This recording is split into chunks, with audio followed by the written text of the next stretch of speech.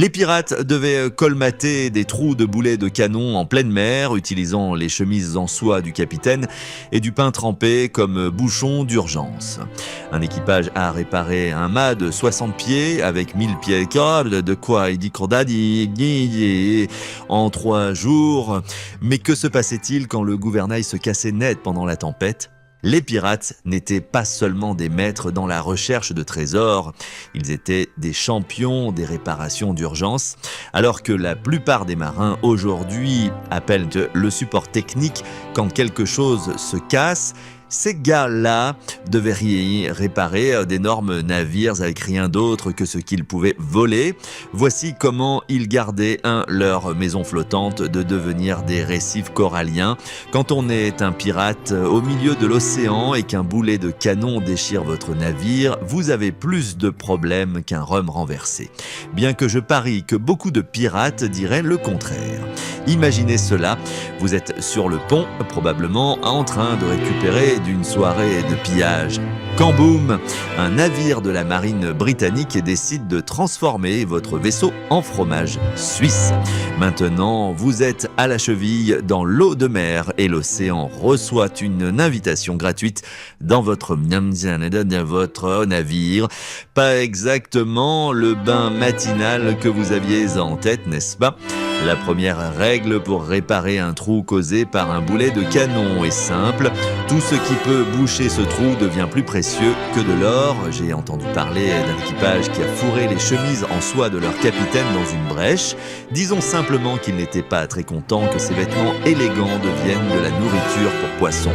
Mais bon, mieux vaut les chemises que l'équipage entier. Le champion dans ces situations était quelque chose appelé le chaume et c'est essentiellement des fibres de cordes usagées trempées dans du goudron. Les pirates gardaient toujours un bon approvisionnement de ce matériel à portée de main car les trous dans les navires étaient aussi courants que les mauvaises dents dans les années 1600. Et croyez-moi, cela veut dire quelque chose. Environ 9 marins sur 10 avaient une forme de problème dentaire. À l'époque, le goudron le rendait imperméable et les fibres se dilataient lorsqu'elles étaient mouillées. Cela créait un joint temporaire qui pourrait faire la différence entre rentrer chez soi ou devenir une attraction sous-marine permanente. Mais si bourrer des choses dans le trou ne suffisait pas, les pirates recouraient à une technique appelée foddering. Imaginez essayer de réparer un trou dans votre jean, sauf que votre jean est sous l'eau et que si vous ratez, tout le monde meurt. Pas de pression, n'est-ce pas ?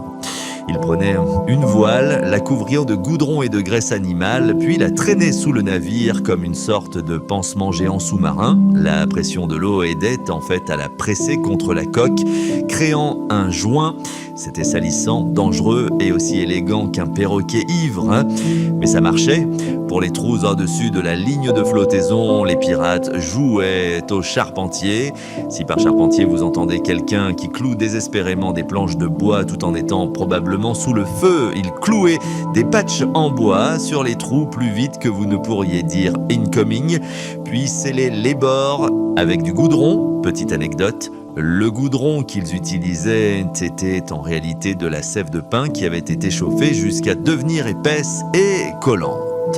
Les pirates l'appelaient l'or noir car il valait littéralement son poids en or lorsque vous preniez de l'eau. Certains pirates rusés ont découvert que le pain faisait un excellent bouchon d'urgence pour les petits trous. Oui, c'est ça, le même truc avec lequel on fait des sandwichs pouvait sauver votre navire. Le pain gonflait quand il était mouillé, créant un joint temporaire, bien que je me demande à propos du premier pirate qui a découvert cela. Oh non, nous coulons! Vite, jetez le sandwich par-dessus bord. Pas exactement une pensée conventionnelle, mais quand on est désespéré, l'innovation prend des tournures étranges. La partie la plus dangereuse de tout cela est que pendant que vous essayez de patcher votre navire, vous êtes en gros des cibles faciles. Chaque minute passée à marteler des planches ou à bourrer des trous est une minute où vous ne pouvez pas riposter. Et laissez-moi vous dire, il n'y a rien de tel que d'essayer de clouer clouer une planche droite pendant que le feu de canon siffle près de votre tête. C'est comme essayer de passer un fil dans une aiguille pendant un tremblement de terre sur un bateau alors que quelqu'un vous lance des feux d'artifice. Mais peut-être que le plus impressionnant dans ces réparations d'urgence n'était pas les techniques elles-mêmes, mais à quelle vitesse les pirates devaient les apprendre. Vous n'aviez pas exactement de manuel de formation quand vous rejoigniez un équipage de pirates. C'était tout de l'apprentissage sur le tas, généralement dans les pires conditions possibles. Imaginez votre premier jour au travail et soudain, on s'attend à ce que vous sachiez comment empêcher un navire de couler en n'utilisant rien d'autre que de vieux vêtements et du goudron. Parler d'une courbe d'apprentissage abrupte. Bien sûr, boucher les trous n'était que le début des soucis de réparation d'un pirate, surtout quand le vent se levait et que vous entendiez ce bruit de craquement redouté venant d'en haut. Le pire cauchemar de tout pirate, le mât qui abandonne la vie. Et croyez-moi, quand un mât en bois de 60 pieds qui pèse autant que 3 éléphants décide de se rendre, ce n'est pas exactement une affaire silencieuse. Il faut dire adieu à votre sieste de l'après-midi et probablement à toute votre semaine. Vous seriez surpris de la fréquence à laquelle cela se produisait à l'âge d'or de la piraterie. Environ un navire sur 4 subissait de gros dommages au mât lors de longues traversées. Pourquoi ? Parce qu'apparemment, Mère Nature pensait que ce serait hilarant de tester combien de vent un arbre devenu mât pouvait supporter. Spoiler, parfois pas autant que vous l'espérez. Maintenant, les pirates avaient 2 options quand un mât se brisait, le remplacer ou le réparer. Remplacer semble plus facile, n'est-ce pas ? Faux. Tout d'abord, les mâts de rechange étaient aussi rares que des politiciens honnêtes dans les années 1700. La plupart des navires ne pouvaient même pas transporter de mâts de chicha de rechange de taille normale parce qu'ils prenaient trop de place. Un espace qui pourrait autrement être utilisé pour des choses plus importantes, comme du rhum, de l'or ou encore plus de rhum. Alors que faisait-il ? Il devenait créatif avec les réparations. Et par créatif, je veux dire qu'il se transformait en MacGyver maritime. La première étape consistait à faire en sorte que tout le monde arrête de paniquer et de jurer. Ce qui, étant donné que les pirates n'étaient pas exactement connus pour leur calme, était comme essayer de convaincre un chat de prendre un bain. Une fois ce petit miracle atteint, le vrai travail commençait. La réparation la plus courante impliquait quelque chose appelé l'épissure. En gros, vous essayez de convaincre 2 morceaux de mât cassés qu'ils sont toujours un seul morceau. C'est comme du conseil conjugal pour des poteaux en bois. Vous prenez les extrémités cassées, les alignez juste comme il faut et commencez à les envelopper avec plus de cordes que vous n'en trouveriez dans un entrepôt de bourreaux. Des pirates rusés ont découvert que chauffer les cordes les faisait rétrécir en refroidissant, créant une prise encore plus serrée. Si vous aviez la chance d'avoir des cerceaux en fer à bord, ceux-ci seraient martelés autour de l'épissure. C'était comme mettre un plâtre sur une jambe cassée, sauf que ce patient était vertical et de la taille d'un petit bâtiment. Tout le processus prenait des heures et un faux mouvement signifiait tout recommencer. Ou pire, voir votre œuvre s'effondrer et entraîner la moitié du gréement avec elle. Le plus grand mât jamais réparé en mer se trouvait sur un galion espagnol. En 1642, le travail de réparation a duré 3 jours, a consommé près de 1000 pieds de cordes et a réussi à rester intact suffisamment longtemps pour que le navire atteigne le port. L'équipage a fêté cela en buvant tellement qu'ils n'ont pas pu grimper dans le mât nouvellement réparé pendant 2 jours, même si cela pourrait avoir été une bénédiction déguisée. Le véritable test est arrivé après la réparation. Vous deviez hisser la voile lentement, retenant votre souffle et probablement en disant toutes les prières que vous connaissiez dans toutes les langues, dans toutes les langues que vous pouviez vous rappeler. C'était comme essayer de faire voler un cerf-volant. en bord. Vous ne vouliez vraiment pas qu'il s'écrase. Tout l'équipage regardait, attendant soit le succès, soit un échec spectaculaire. Il n'y avait pas de juste milieu. Mais même si vous réussissiez à réparer le mât, vous deviez toujours garder un œil dessus. Ces réparations n'étaient pas exactement de qualité chantier naval. C'était plutôt comme du ruban adhésif maritime, suffisamment bon pour vous amener où vous deviez aller, mais pas quelque chose sur lequel vous voudriez parier votre vie dans une tempête, même si parfois vous n'avez pas le choix. Vous savez ce qui rendait tout cela encore plus difficile? Essayez de garder votre équilibre sur un navire qui tangue pendant que vous effectuez toutes ces passants. Tiens, c'est toutes ces réparations. Au moins, les trous dans la coque avaient la décence de rester à niveau de pont. Mais les réparations du mât, c'était comme essayer de faire des travaux de construction sur une corde raide pendant un tremblement de terre. Mais même avec un mât parfaitement réparé, vous n'iriez nulle part si vos voiles ressemblaient à ce qu'elles auraient pu subir une bagarre féroce. Vous n'avez pas vu le véritable désespoir tant que vous n'avez pas vu un pirate essayer de coudre une énorme déchirure dans une voile pendant que le vent fait de son mieux pour transformer cette même voile en plus grand cerf-volant du monde. C'est comme essayer de passer un fil dans une aiguille.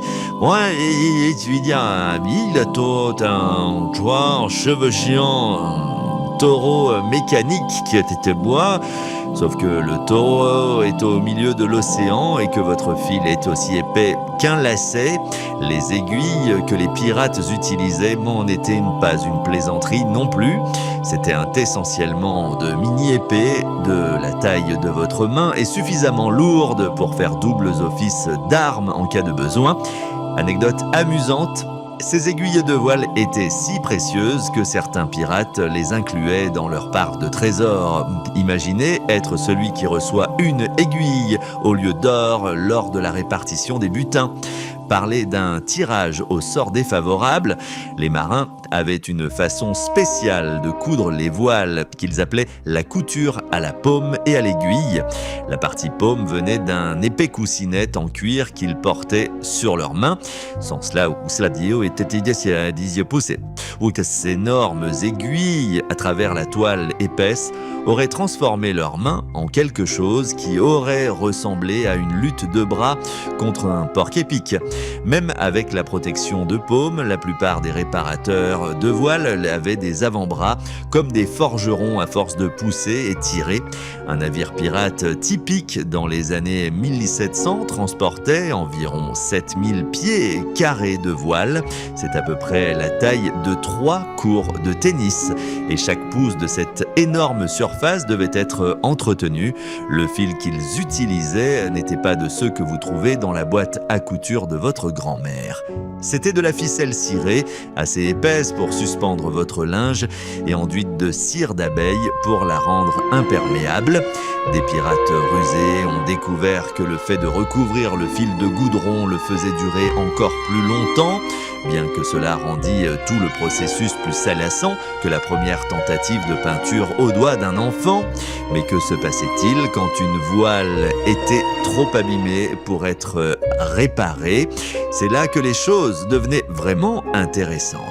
Les pirates étaient les vrais experts du recyclage. Ils coupaient les voiles endommagées pour en faire des plus petites ou les transformer en tout des vêtements au sac.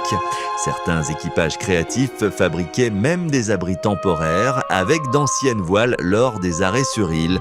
Un célèbre navire pirate aurait eu un ensemble complet de hamacs et en toile de voile pour tout l'équipage.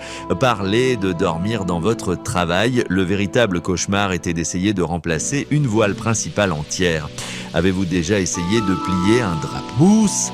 Maintenant, multipliez cette frustration par environ 1000, ajoutez quelques vagues et lancez quelques oiseaux marins en colère qui pensent que votre nouvelle voile envahit leur espace aérien. Voilà ce que les pirates devaient gérer lors de l'installation d'une nouvelle voile. Parfois, ils en venaient à voler des draps de lit sur des navires de capturés parce que rien ne dit pirate redoutable, comme naviguer sous la literie florale de grand-mère. Vous pourriez penser que toute cette couture serait une activité paisible, une belle pause de tout le pillage et du sacre. Faux!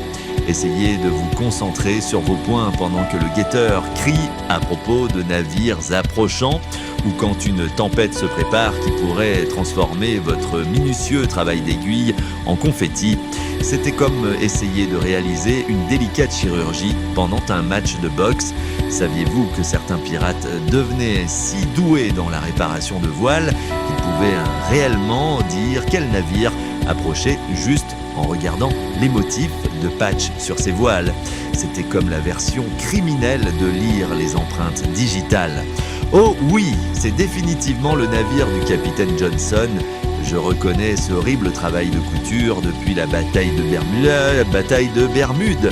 Mais même avec les voiles les mieux entretenues des Caraïbes, vous n'iriez nulle part si vous ne pouviez pas contrôler où ces voiles vous emmènent.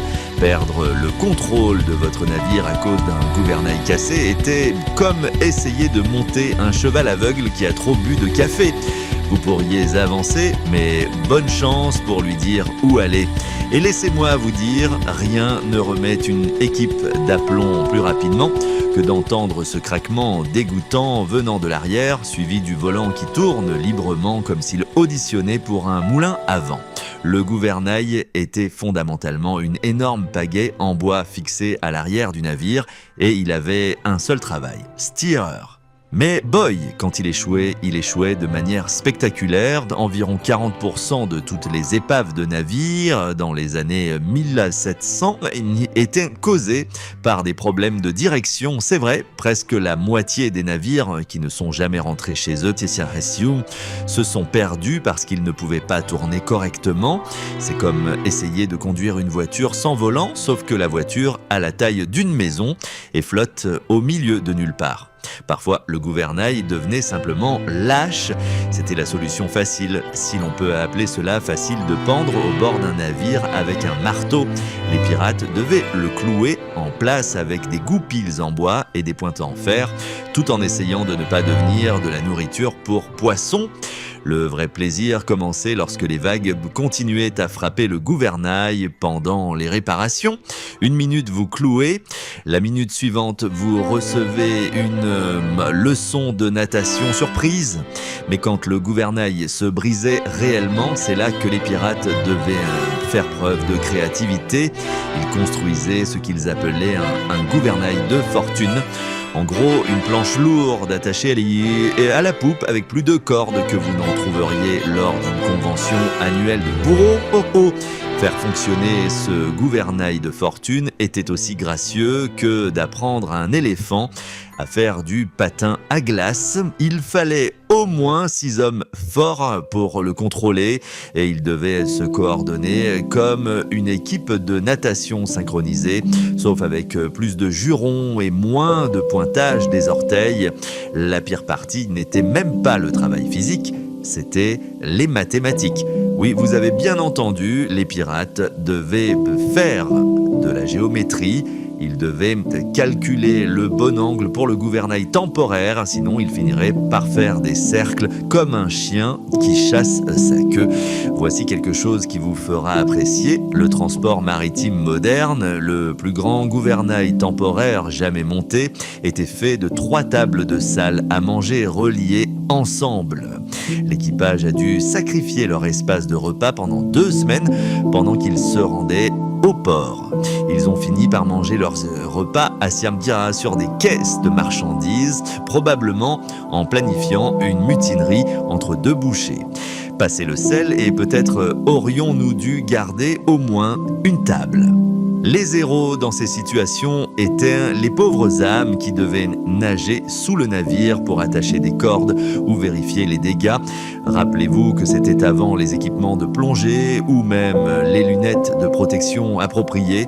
Ces pirates courageux plongeaient avec une corde dans les dents, se demandant probablement si c'était vraiment mieux que leur ancien emploi comme journalier en Angleterre. Certains équipages rusés ont développé un système de poulies pour faciliter la direction avec le gouvernail de fortune. mais cela résultait souvent en un réseau élaboré de cordes sur le pont.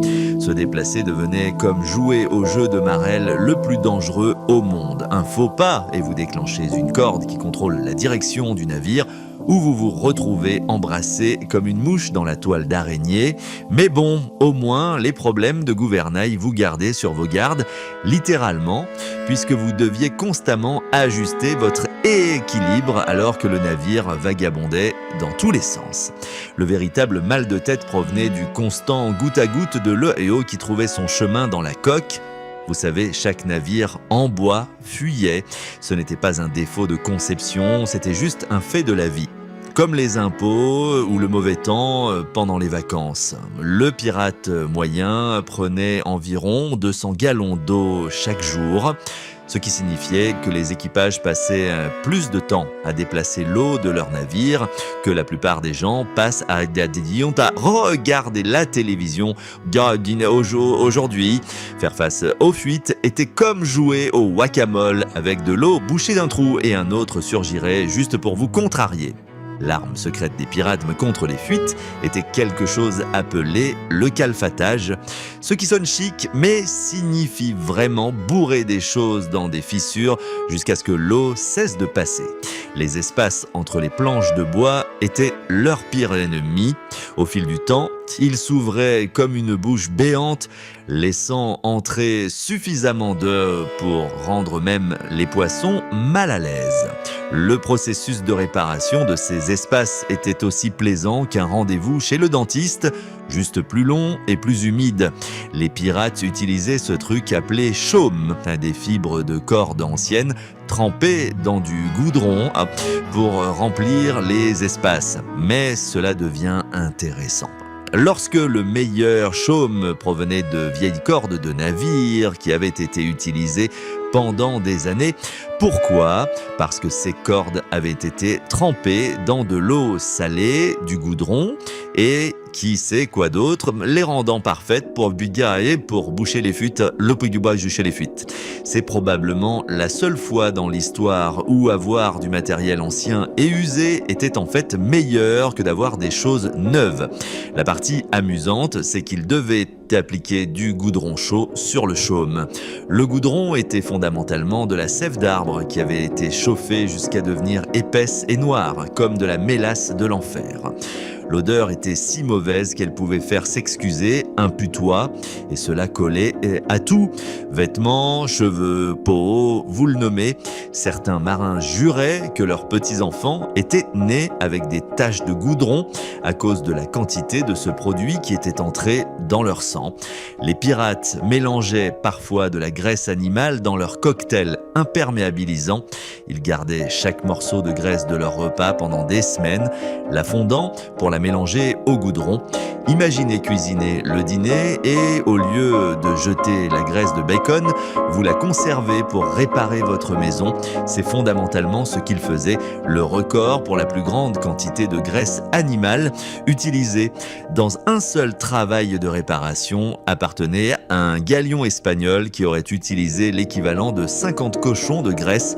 Parler de ramener du bacon à la maison, le travail d'application de ce mélange était généralement confié aux nouveaux membres de l'équipage, parce qu'apparemment bienvenue à bord signifiait voici un seau de goudron brûlant, essayez de ne pas le laisser tomber sur vous.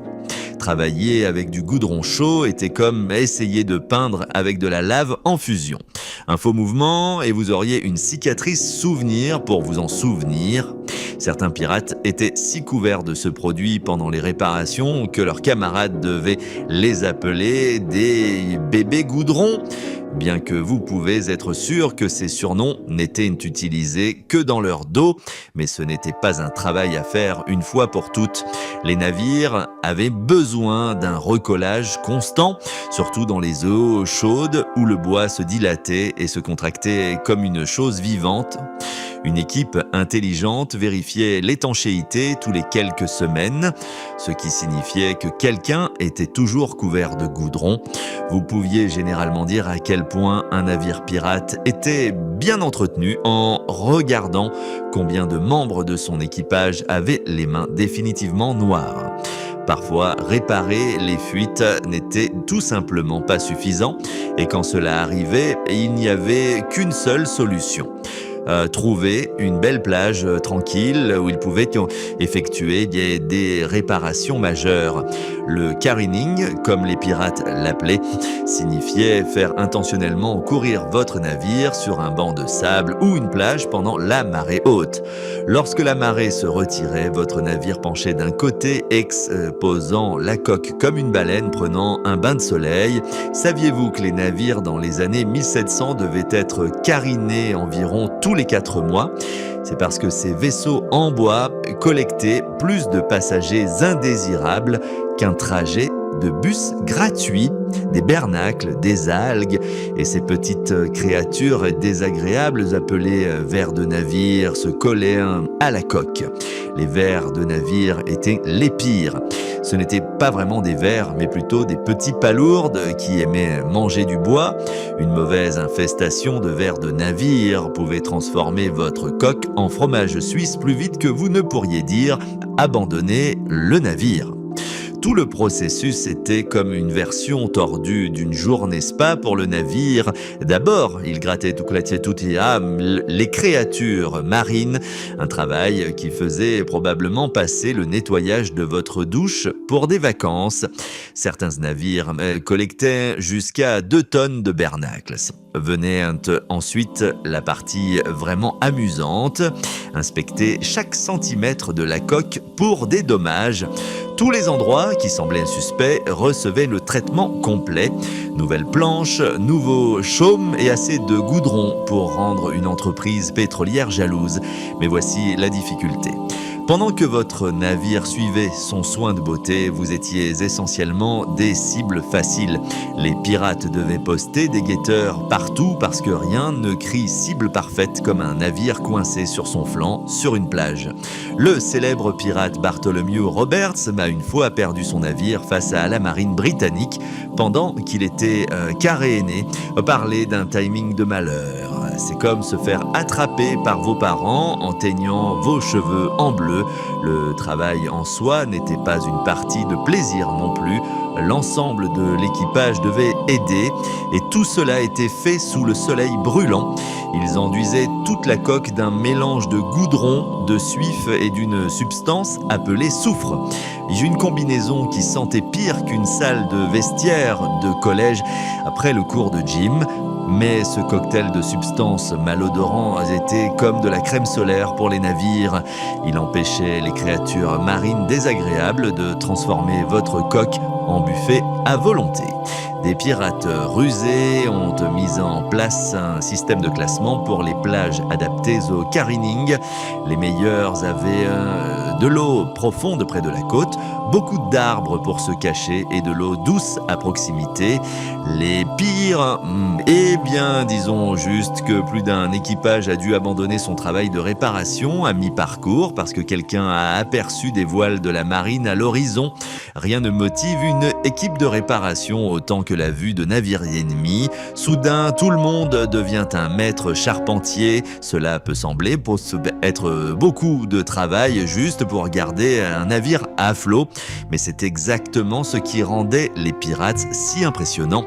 Ils faisaient tourner leurs navires avec rien d'autre que de l'ingéniosité, de la détermination et suffisamment de jurons pour faire rougir un marin, ce qui, quand on y pense, était déjà le cas.